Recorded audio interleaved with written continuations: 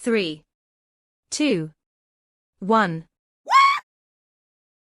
What's good, Enigmites? Welcome to EnigmaCast. Tonight we're going to do things a little bit different. We're going to actually run this bad boy live because I have been on the road all last week, back in the studio right now, and wouldn't you know it, I was trying to dual stream right now as well on Instagram, and my computer's giving me too much trouble.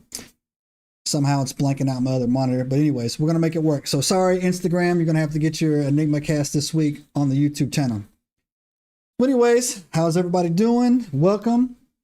And again, I'm going to apologize because I have been super busy last couple weeks, and there is no end in sight, but there is a there is a light at the end of the tunnel.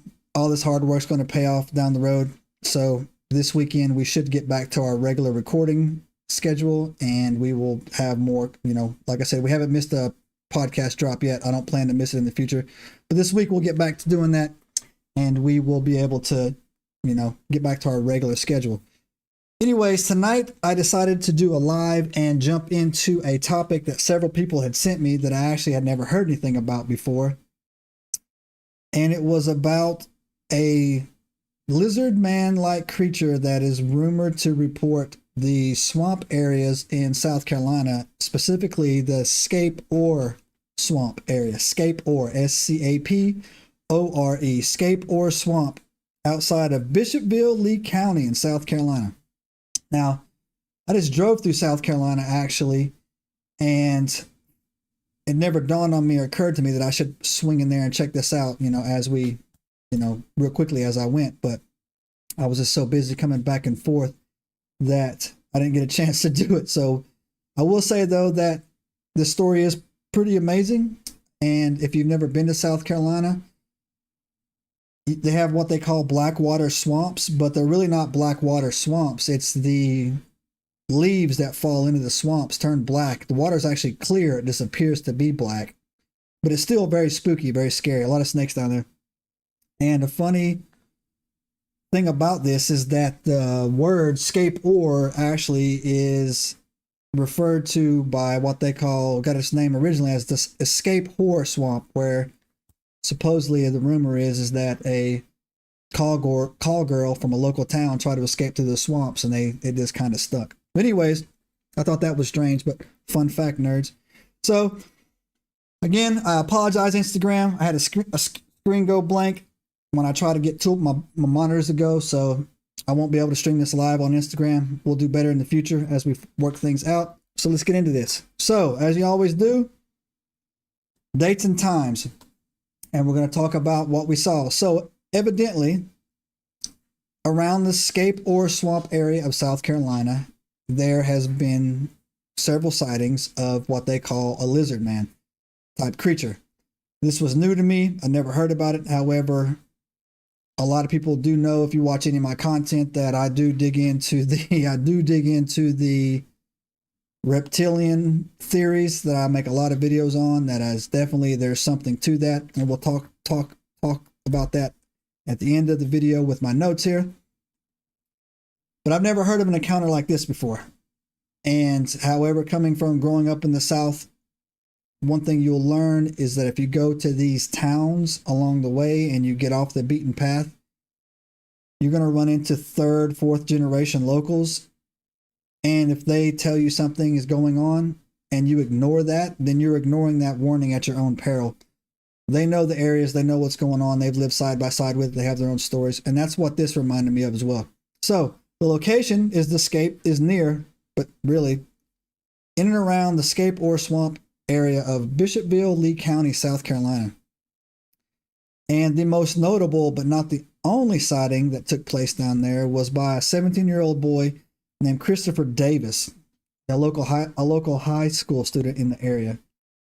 And I can relate to this. He was driving home at 2 a.m. He had just, finished his work. He was driving home on those back roads. And if you've never been to back roads in the South, we do not believe in street lights, so it stays dark like you would not believe. This is June 29th, and I can tell you that right there is the real deal southern heat. If you've never been down south in June, July, especially August, that is humidity like you wouldn't believe. And I can hear this. I'm getting a visual in my head of the cicadas chirping as well. Young man catches a flat. Happens to a lot of people. Catches a flat, right? And back in, 1988, I don't know if, I doubt he had the ability to suggest. Now, I know he didn't have the ability to get on a cell phone, get somebody to come out there and pick him up. So the only choice he had was hoof it home or change the tire. And that's what he did. He got out to change the tire. And after he completed changing the tire, he was getting into his car. And this is what he reported happened. He said he looked off to the left. He heard a rustling, looked off to the left, and he saw a pair of red glowing eyes that were staring back towards him. And in a moment, it kind of froze him of fear. It was something new. It wasn't a type of creature or animal that he was familiar with. And then the lizard man, for lack of a better word, stepped out of the tree line, out of the swamps. Stood up on two legs, was about 6 to 7 feet tall. And fun fact, most of the reptilian sightings that people have sent me messages for when they say they bump into these things are actually a lot taller than that. Some say, they're 6'3", 6'4". Some say 6'1", 6'2". I haven't got any reports sent to me via Instagram. We're talking about they ran into a 5'9", 5'8" one. So they're all 6 foot plus. So what he decides to do is what most people would do in that situation. Christopher jumps in the car, turns it on, and is attempting to leave the area as fast as possible when the creature slammed into the side of his car hard enough to rock the vehicle. Now, it doesn't say what type of vehicle he was driving, or I couldn't find it in my notes that I was putting together. But he rocked it hard enough that it kind of went off up on its, not flipped it over, but went up on its side. And those cars back in the day were built different. They're built very heavily. And so this was a muscular creature that jammed into his car and did kind of a number on it. So he slams on the gas. He hears claw marks. It breaks off the driver's side mirror, side view mirror, and is leaving. And then as he's going down the road, taking off initially, he hears it literally jump on to the top of his car. And he hears it above him. And he freaks out. He panics, as most people would. And he decides to, slam on the brakes. And when he does, the creature falls forward from the vehicle, lands on the road, rolls a little bit. And he reports this, and this is what gives me credibility when people tell me a lot of stories, and when I hear their stories, there's certain little cue marks that make me think that they're not exaggerating the truth. They remember the strangest details. People that tell these stories, people that go into these, chaotic events, they remember the strangest details. What, for example, like what it smelled like, what they heard, something like a dog barking or something like that. So when he hit the brakes, he said that he heard like screeching, like scratching noise, like something with claws was being flung off the top of his roof that was kind of like trying to dig in. And when the lizard man hit the pavement, I can't say that without smiling. That's just a weird habit. It makes me chuckle. But the lizard man hit the pavement, rolled forward a little bit. And when it rolled forward a little bit, this was the first time he could see the creature with the headlights on. And the creature was face down, and it had a tail. And he said it was sprawled out, kind of all fours. And he sat there for a few moments. He doesn't really give a tracking of time like he was there.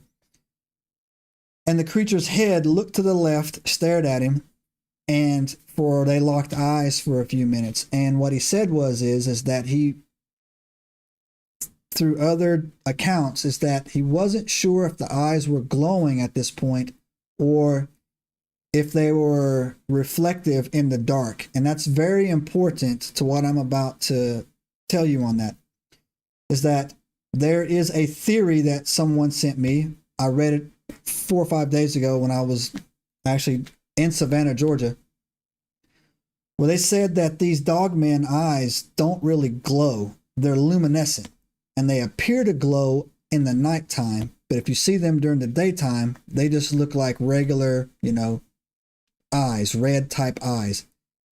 And that's what he described, that when the creature looked back at him, when the headlights were hitting the creature on the ground, the eyes weren't glowing. They were just eyes. And I thought that was very weird. I thought that was a very strange detail. And it's actually something that I haven't heard talked about a lot. I've heard a lot of Dogman encounters about glowing eyes. I can't recall, other than the Hanobia Bigfoot encounter out in Oklahoma, where they said that the eyes were glowing.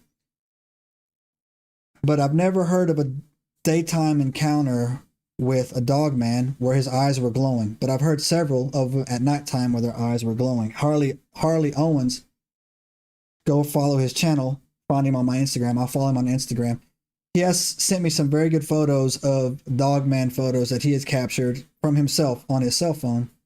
And I was looking at those today in preparation for this episode that I'm doing. And I noticed that those eyes were not glowing as well. So there's something to that. There's something to that these creatures, cryptids, whatever you want to call them.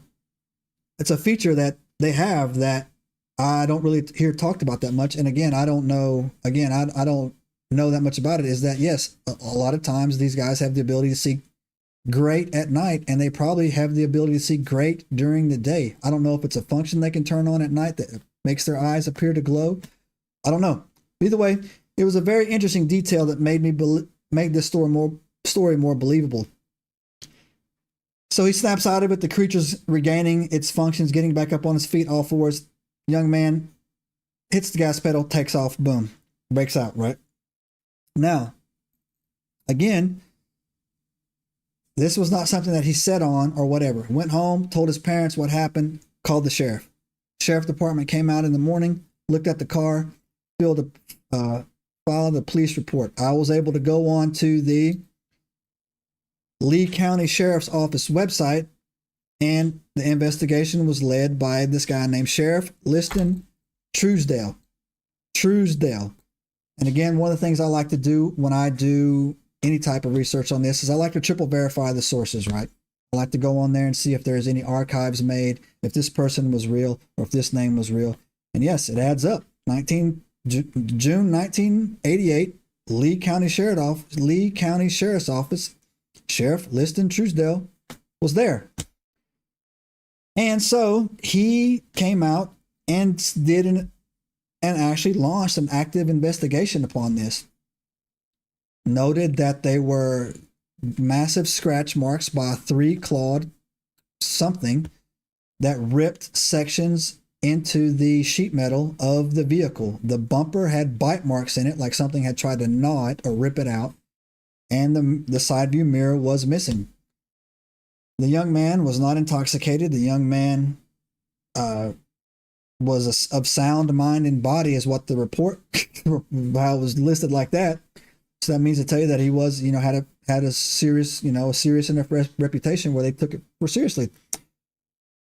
And to this day, and during the whole time that this was going on, Sheriff Truesdale never dismissed his claim. And when I tell people that, that's why the locals who live in these areas, if you hear something foreign to you that you think is funny, these are second and third generation people. To them, it's extremely believable, or they've experienced something similar. Because several more sightings came after Christopher's sighting came. I couldn't find a lot of detail into it. And again, there was one confirmed hoax that I found, and it was by an airman who was down there who says that he saw it and shot it later down the road. Several years later, he said he did that. And again, a lot of the naysayers will latch on to the one hoax that has been proven and dismiss the whole body of work. But that just comes in this type of research in this field when you get into it.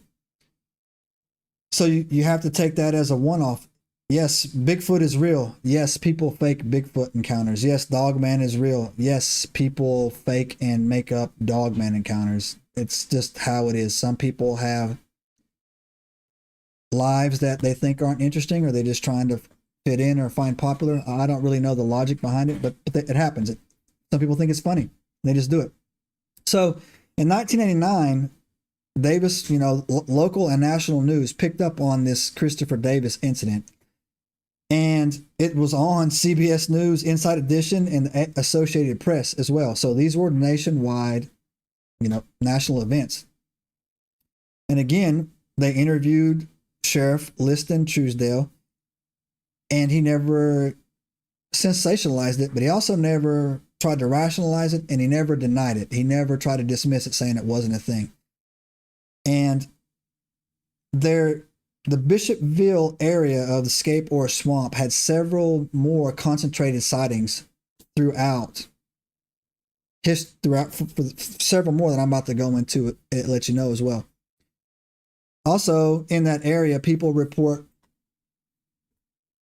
cattle being eaten, killed, finding dead coyotes that seemed to be bitten and ripped in half and things like that. Also, people talked about seeing multiple strange figures in the swamp at night as well. Hearing shrieks from the swamp. Again, hearing the shrieks from the swamp doesn't really, that wouldn't sell me right away. If you've ever heard of a mountain lion scream, it sounds like a woman screaming. Coyotes playing at night sound like children laughing and goofing off, right? So shrieks could be an owl. If you've ever heard of a barn owl kill a mouse, it'll scream, kind of weird. So it's scary and unsettling at night, right? But it does happen. The livestock deaths are strange, but that's not uncommon when you hear these type of cryptid events that I've able to look in there. And what led me to believe this creature does something is in the swamps down there is that a second sighting that had a lot of credibility was reported in February 2008 by this man named Bob Rawson in the same area of the, Scape Ore Swamp area. And so Bob or Robert was leaving his house early in the morning, about 4 a.m., dark outside.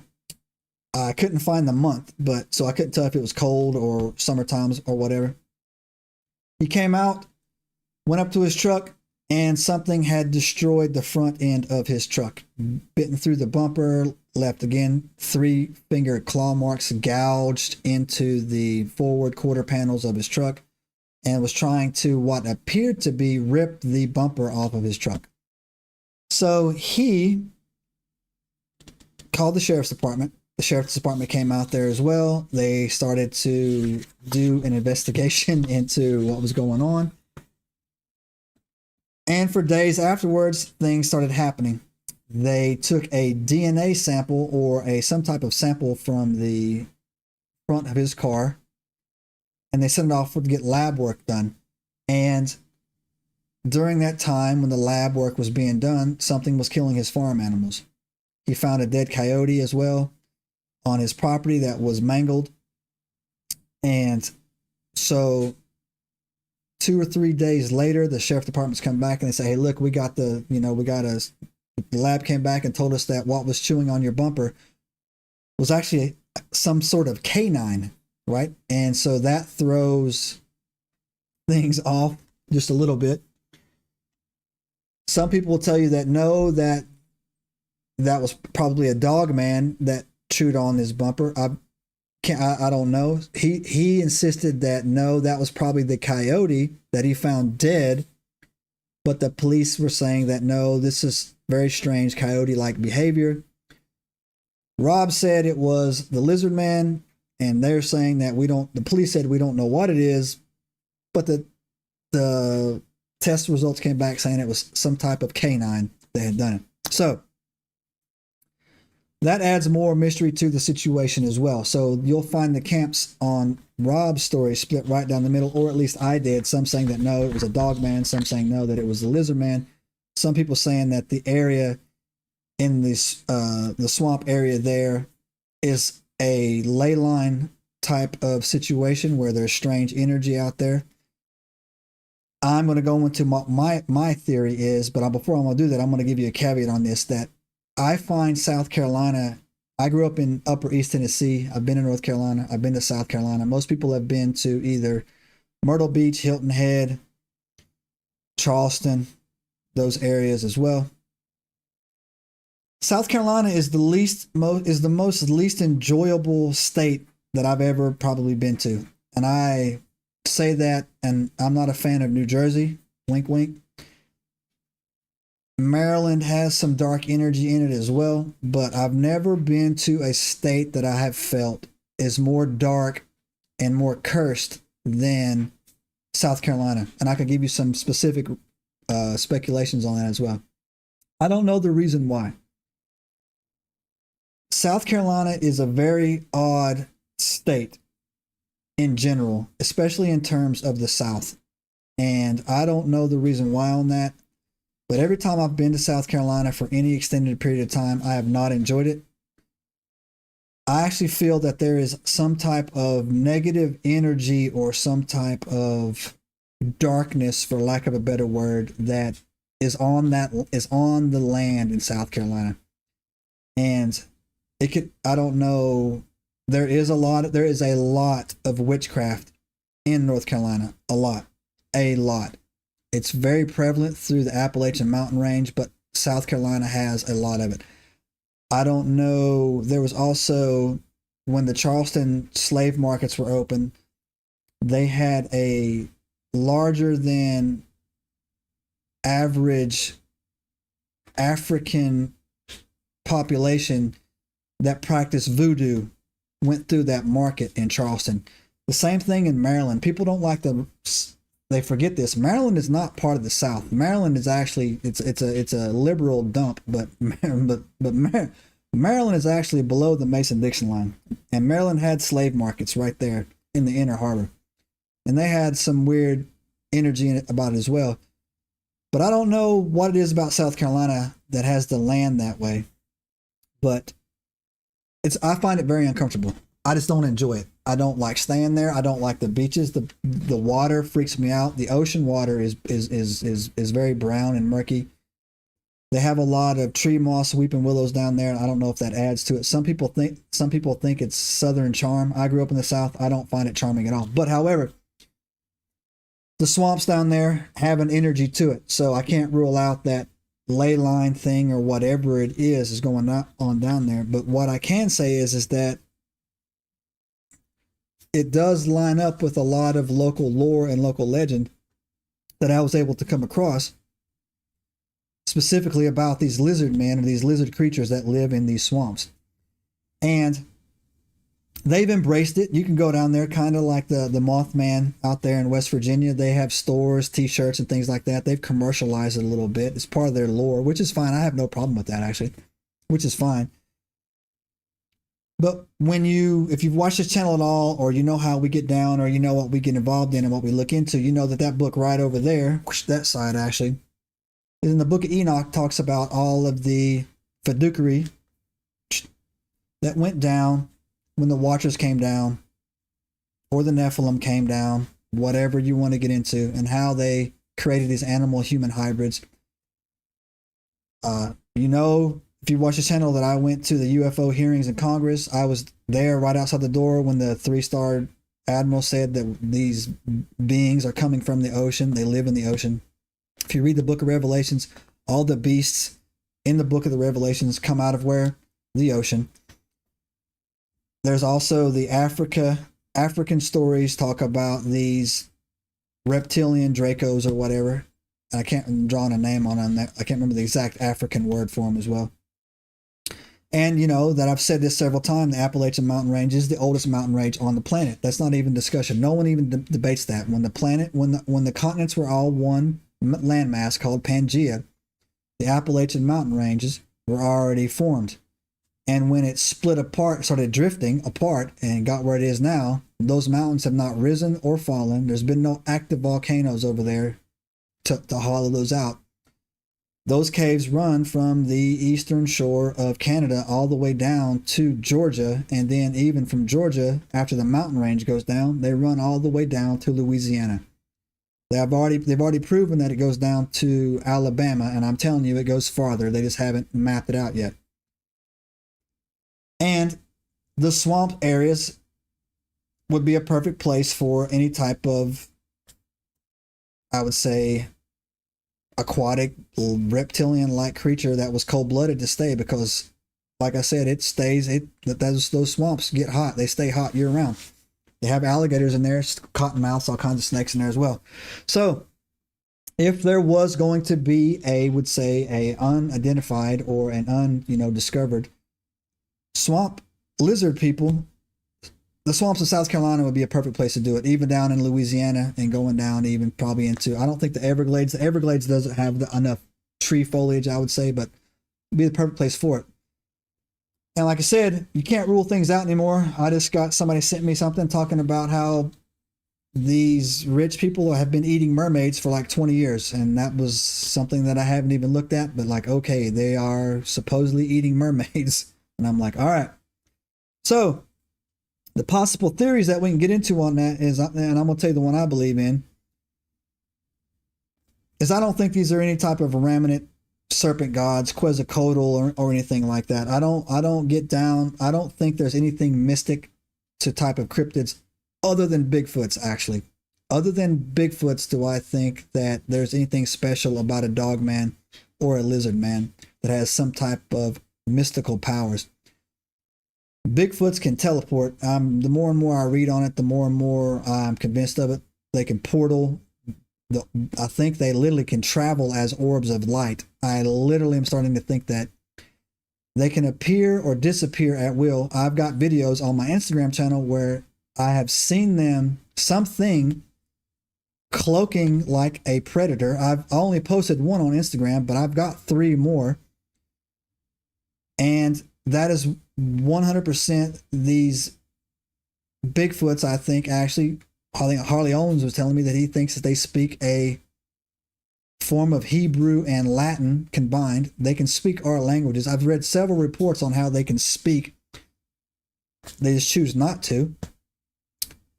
I've never heard of Dogman talking, and I've never heard of a lizard man talking as well.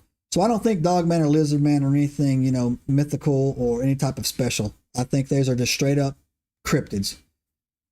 Bigfoot is its own magnificent, awesome thing. But like I said, I'm going to stay on topic here. So a lot of the locals down there, and again, we should listen to the locals when you're in the area. If you go to somebody's backyard to do an investigation and you don't talk to the locals or get stories from the locals or warnings from the locals, then you're a fool and you're probably going to get yourself hurt out there. They believe that the swamp people, the swamp creatures that live in that swamp, are actually some type of remnant of cryptid that's been out there for a long time. And to me, that's very plausible to me as well. Makes more sense to me, is what that would be. Now, hoax or a myth? Nah, I threw that away. This kid Christopher actually passed a polygraph test, and for an 18-year-old boy to do that, I thought that was pretty impressive. Now, again, that's not concrete proof, but he was willing to sit down and go that far. He wasn't in trouble. He wasn't in any type of trouble whatsoever. So the fact that he sat down to take a polygraph test to prove that, this experience of his was real says something to me about his character. And like I said, I believe this story. And here's why. I actually think that it was a government experiment, that it was some type of government testing that was going on in that area. And the reason why is that there are several nearby military facilities that could be attributed to this. Number one is Fayetteville. Fayetteville, North Carolina is not in South Carolina, but there's, not a lot of swampy area. There is swampy areas in North Carolina, but not the good location like this is. I think Fort Bragg is in Fayetteville, Fort Bragg, North Carolina. Fort Bragg is where Delta Force is at. The D-Boys live. There's all kinds of bunkers. That place is huge, spread out down there. Again, and it's a perfect site for any type of... I've actually heard stories about reverse engineering of alien aircraft or technology that took place in Fort Bragg out there in Fayetteville, or in the Fayetteville area as well. So based on what I know about Woodbridge, Tennessee, about how they're at 100%, they're at growing hybrid dogmen in Woodbridge in Tennessee and cutting them loose in the National Forest. I think that's one of their main labs down there. That's where I would go on this. This is some type of cryptid testing, super soldier program, something that was going on to cut these things loose to study. That's where my mind goes with it, to to go into it as well. But I don't ever rule out the Anunnaki or the Watchers. In fact, I was reading the book of Revelations the other day, and I did a podcast where I was talking about how we're not anywhere close to the end times yet. And a passage in the Revelation stood out to me, is that during the Battle of Armageddon, it says the Christ will feed on men and mighty men. And if you know anything about what mighty men are in the Bible, the mighty men are the Nephilim, right? And so Armageddon is not going to take place until the Nephilim return. And when I mean return is show themselves. They're already here. They're not coming anywhere. They're already here. They're underground. They're underneath the Denver International Airport. They're out there in the Colorado Rocky Mountain areas down there. They're probably in the hills. They're definitely in the mesas out there in New Mexico and Nevada. People have sent me videos of what they say are giant doors in Nevada. I don't post those because I don't know, for some reason, I just don't see it. It just looks like a rock to me, right? And they're saying, no, here's the outline of the door. And I'm like, okay, so I don't understand that. But I don't ever rule out that the testing is still going on, or the DNA splicing or the hybridization's taking place. Again, I made an Instagram post where Japan has passed a law saying animal-human hybrid testing can take place. It's on my Instagram and on the community post in my YouTube channel here. And they're going to start making cat women. Yes, you read it right. Go read the post. They're going to make half-human female cats. And I don't know why. So that's what I think it is. I don't rule it out. But if you want to go have some fun down there, they actually have a Lizard Man festival that takes place. I didn't get to bother looking the date up on that. You can go look it up. They sell, cryptid tours down there. They actually have a Lizard Man statue. Again, man, just like West Virginia with the Mothman.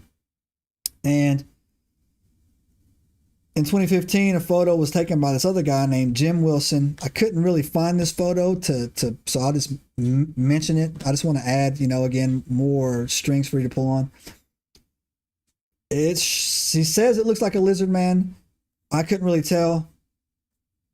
I didn't want to have to deal with it. Why it's so blurry in 2015. Yeah, you got me, man. So I'm not even going to, post that up on anywhere. I'm just saying that that's what it was. That was what it was. You can actually go find a tweet during 2015 from the South Carolina Emergency Management Division where they actually sent this out. I don't know if it was a joke or whatever, but literally this is what the tweet said. Lizard man activity is always a possibility during a full moon. We advise that residents of Lee County should remain indoors. The tweet went viral. Some people say it was a joke. Some people say you don't live around here. You don't know any better. I find it odd. I really do find it odd. But that is a legitimate tweet that you can find. Again, it's from the South Carolina Emergency Management Division. And it happened in 2015 during a lunar eclipse. They tweeted out, lizard man activity is high right now. Don't go outside. So make of that what you will. Make of that what you will. But that actually went down. So the last one I came across here was the last report I came across was August 2nd, 2015. A woman named Sarah, who refused to give her last name, claimed to see a creature while leaving the church. She said she saw a lizard man while coming out of church. And she didn't really go into much detail on it. And so I didn't bother pulling the threads, because another thing is that if you're not willing to give your last name on something, then you're not really committed on it. And I'm not going to hang my reputation on it as well. But that doesn't mean it's not true. It just means that I'm choosing not to, run with that version or with that story. But her name was Sarah. But anyways, so yes. Now, there's also some symbolism that we talk about as well. Not necessarily symbolism, I would say credibility that adds to it. Is, again, I've talked about this before, is that every ancient civilization or every ancient culture has a word for a shape-shifting reptilian. They just do. From Japan, there's a statue of one in Brazil that they call something Mog. something like that, and like he's like the lizard god of Peru. Actually, not Brazil. I'm sorry, Peru. The Naga in India, and just all up and down the places. So again, it's very strange to me that cultures that were supposed to be separated and not in contact with each other have the same stories of lizard man or lizard people. And again, on my Instagram channel, I often get sent stuff, and I post the ones that I find credible of people that appear to be human for normally, and then their eyes will do something strange, and their eyes do look like snake eyes, and sometimes they'll do something with their mouths, and their mouths seem elongated, and their teeth do something very strange, right? I got one that I'm going to post up this week about this Mexican singer named Selena, and the video, I'm not going to lie, is pretty creepy. She looked demon possessed to me, but the video is creepy, saying that she was actually a reptilian and that she was doing some type of shape shifting or whatever. Now, also too, a lot of the ancient societies or lores, they always associate the serpent somehow with wisdom and knowledge. And again, that doesn't really lend weight or take away from the fact that if this lizard man is real, or is it some type of cryptid or something. Because the earliest version, again, I've told you before, I'm a Christian, fairly devout. I am a different type of Christian because I know Christians who would pray for Goliath, but I'm one of the Christians that would bring you his head. So I do believe in the scripture, iron sharpens iron, and we shouldn't be fluffy Christians. We should be, challenging each other, stretching our mind, stretching our knowledge of scripture. And I'm convinced that the serpent in the garden was not a snake. It was some type of reptilian being that could speak. And when God says, now you're cursed to crawl on your belly, and you will bruise his heel, he will bruise your head, makes a little bit more sense to me.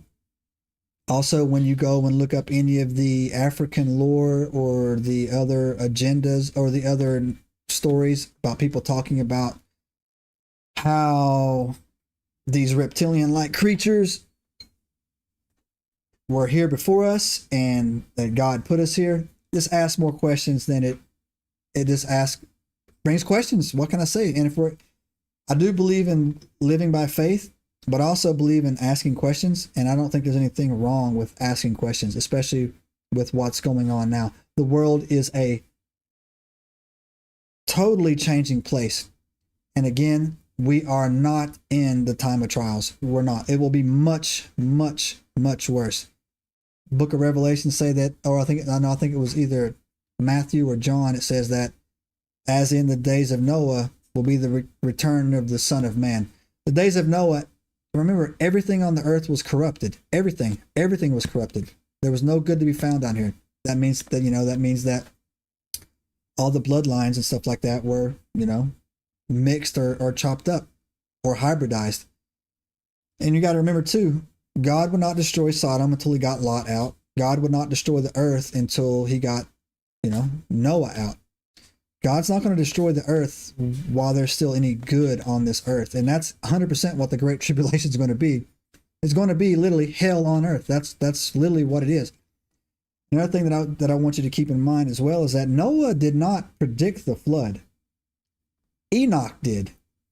Enoch was the father of Methuselah, which was the father of Melech, which was the father of Noah. So Methuselah was Noah's grandfather. His father, Enoch, was on the earth when all this was going on. And Methuselah, I think his name means when he dies, it begins. God did not flood the earth until Methuselah died. Methuselah was a good man.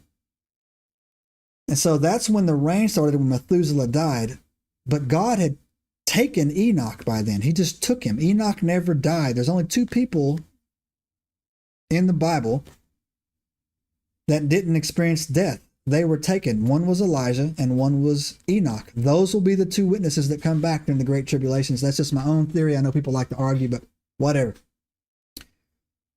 So these things that are coming to light right now, and the strangest that's coming out right now, is just the beginning of what things are going to be like over the coming years. I do think that we will soon start seeing, I hate to say it, man, but like the return of these Nephilims. I don't know how it's going to be broken out. I don't know how it's going on. I don't know the backstory that's going to go with it.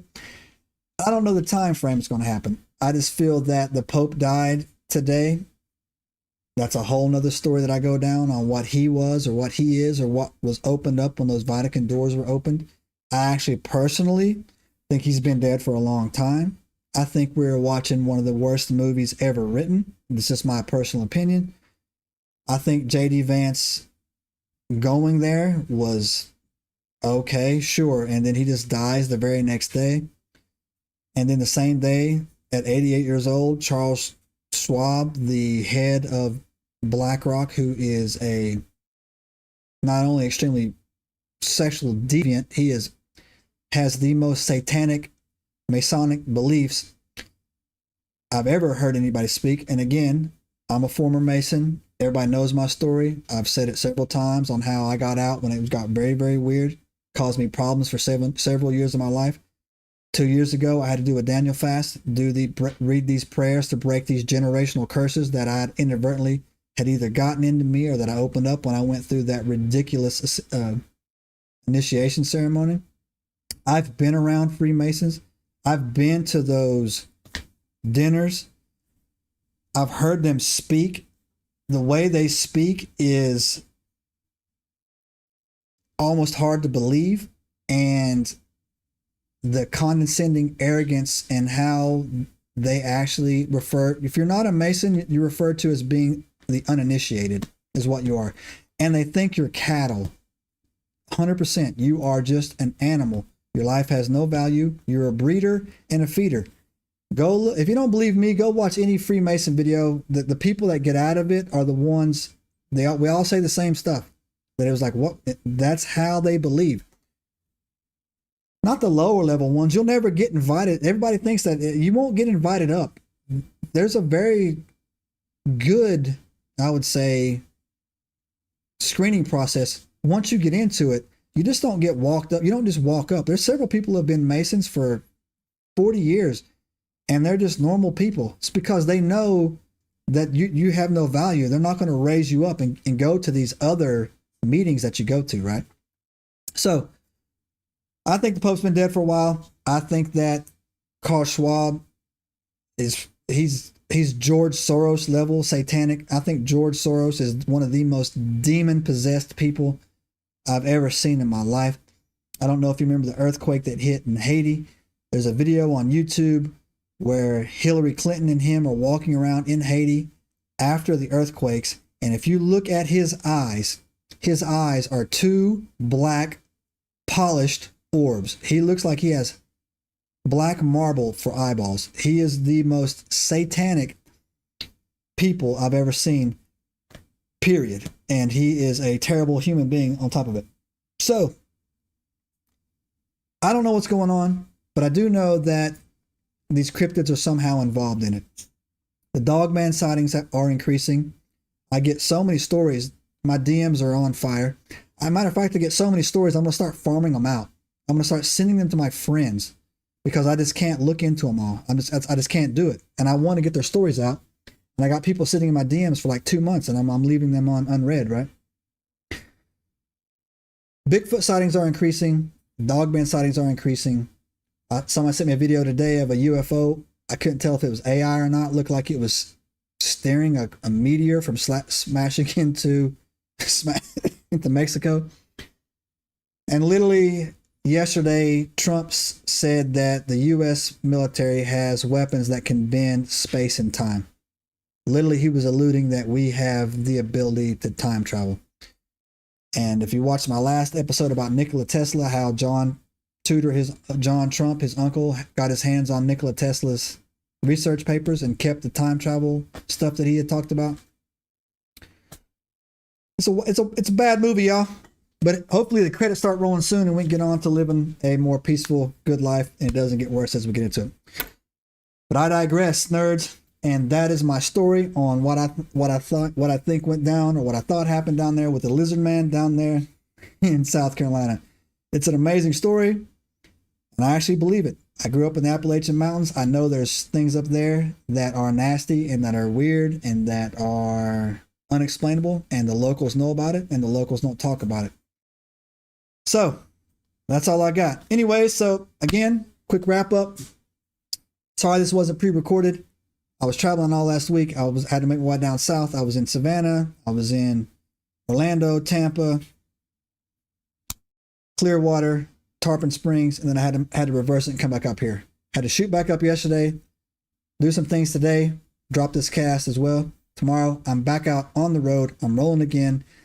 Supposed to go on a cryptid dogman hunt with my boys on Friday, and my schedule's jamming up. In fact, my schedule is actually endangering those plans, so it'll be hit or miss, but I will have good footage, and I will definitely go live down there if that happens, on there to do it. And so that's all I got. So do us a favor, hit the subscribe button, give us a thumbs up, let me know your thoughts on the lizard man in, I'm gonna get this right here, in the Scape Ore Swamp of South Carolina. If you're in that area and you know anything about it, hit it in the comments. If not, DM me or email me or whatever, and I will do a follow-up, and I will get that out to all the followers on there.